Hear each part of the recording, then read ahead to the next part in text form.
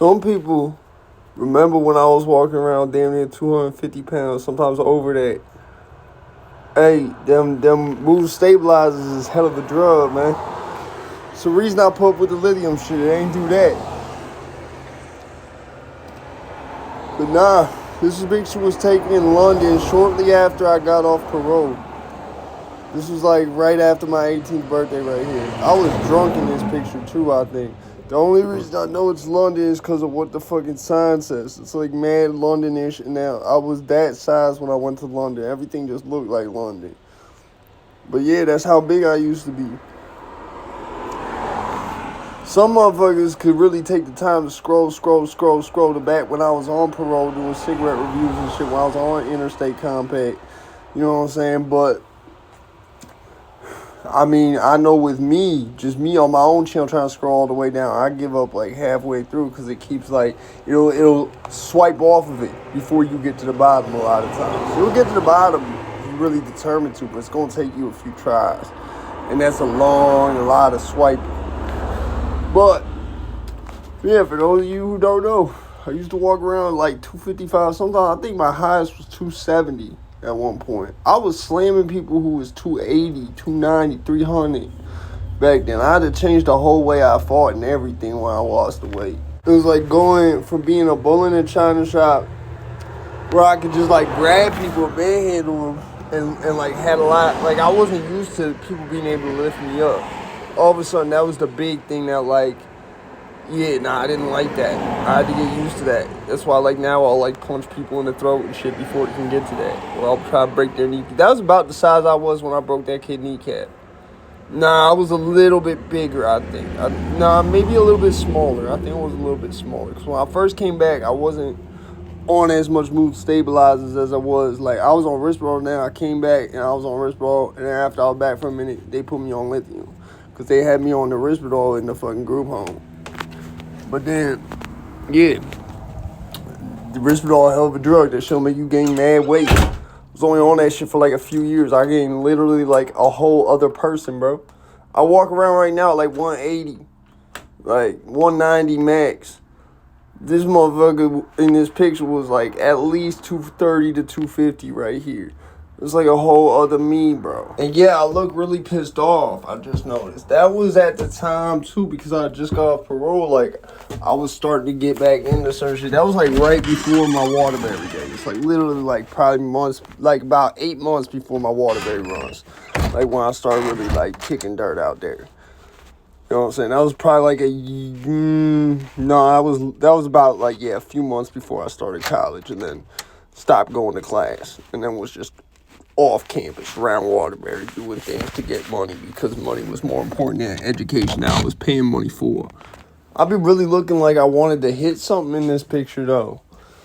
I don't remember what it was. I remember one time like when I first got there was this guy. I had this checkered fucking beanie hat. It was like a checkerboard beanie hat when I first got to London. I get out my hotel room, go in the elevator to go smoke a cigarette, and this motherfucker's in the elevator coming back up. He's like, yo, I fucking love that hat, man. I can't even do the British accent. He's like, never get rid of that hat. Never lose that hat, man. Drunk as shit. That was what I loved about London. All the drunk people. The way that drug dealers come at you, they'll see, like, especially someone like me, because I just look, even in that picture, I look like I would use drugs. Motherfuckers just like, I was in a chicken shop at like 10:30, 10:45 at night. Motherfuckers just came in and was like, yo, MDMA, hash, weed, hit me up. Here's, you know what I'm saying? And just hand me a business card before I could even say anything. They left. That shit, that I ain't gonna lie, that shit is a cool system they got over there for like the black market. Yeah, I was not happy in this picture for some reason. It really looks like I'd be staring somebody down like just past the camera, cause they like, I remember there was a couple times when I was out there where it was like, just knowing it wouldn't be American prison or none of that. And the fact that I just got off parole, I really had to like hold my shit back because some people out there, it's like more white than white is what British people is with their accents and shit a lot of times. Like, especially like when British cops be talking or something. Like anyone who's like really white in the UK sounds really, really whiter than white. And it was annoying me But I was alright with it. It was cool. I think I was drunk in this picture too. I just figured I'd share that with y'all because I know most of the people that's here now don't either wasn't on this channel when I was that big and I was doing cigarette reviews on parole and on Interstate Compact. But yeah, your boy used to be big as shit, bro. Like, that was, I think, what got me into doing, like, robberies and shit. Like, I just knew I was good for strong-arming people with the size I was, especially. When I got skinnier, it was like I said earlier, it was like I had to not relearn shit, but I had to learn different ways to go about shit, like, on the spot. Just because I was used to being able to just, like, get this motherfucker to the ground without even hitting them. Now, if the motherfucker over, like, 250, 300... this gonna be a little bit difficult without no leverage. Is this the day when I was on the E-pill shit? I don't remember. I'm not thinking I was just drunk. I was drunk in something else. I had to been, bro. Look at my jaw. I just look like fucked up. Like, not even just like normal fucked up. Like, I look like belligerent, looking for a problem fucked up. Like, evil eyeing everybody and their mother that I just see within my 20-foot vicinity hoping to start a fight. That's how this shit look. Honestly, I wasn't smoking dust yet at this time. I don't think, they didn't have the dust. They didn't have that shit. The dude only had MDMA, E-pill, coke and shit. I bought like 4 E-pills off him. I bought like a half gram Molly and some weed. And then a bunch of hash, because the weed sucks. Yeah, most of the weed over there, all the weed I saw, as a matter of fact, it's worse than Bobby Brown. I've heard reports now that every once in a while you'll get some like piff over there now. But they have like a certain name for when it happens, and it does not happen often. They treat it like a holiday almost. Yeah, look at your boy. Most of y'all probably had no idea your boy was huge as shit. Your boy was literally 100 pounds heavier like 10 years ago. Nah, this would have been like 12 or 13. 11 to 13, somewhere. Because I had just turned 18.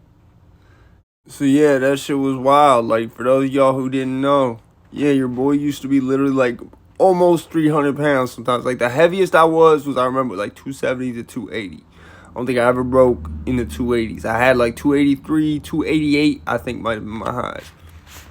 I never got past 280 something. And it was like the highest. It was on the far end of it.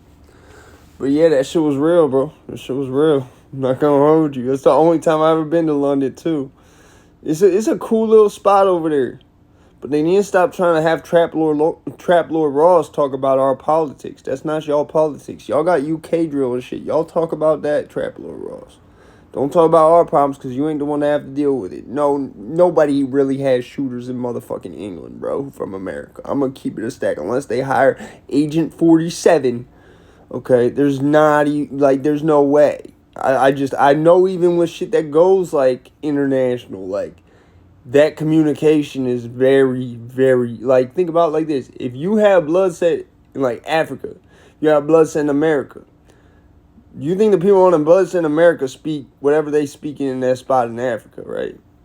You think that they're going to speak some Afrikaans or whatever? You know? No. So what happens? You know what I'm saying? Out of sight, out of mind. It's basically what it is. But yeah, I was heavy as shit, always pissed off. Yo, literally, I think this might have been when I was getting onto lithium, getting off of Risperdal. Because I'm looking at it, and I feel like that's not nowhere near the biggest I was, but it's big enough for motherfuckers to get a solid understanding who weren't here in the true beginning. Yeah, I look like such a fucking menace in this picture. I was definitely on something. I look too much like I'm looking for a fight for me not to have been on the fucking E-pills or the M or none of that. On my mama. So if you don't know, now you know. I'm out this bitch, man.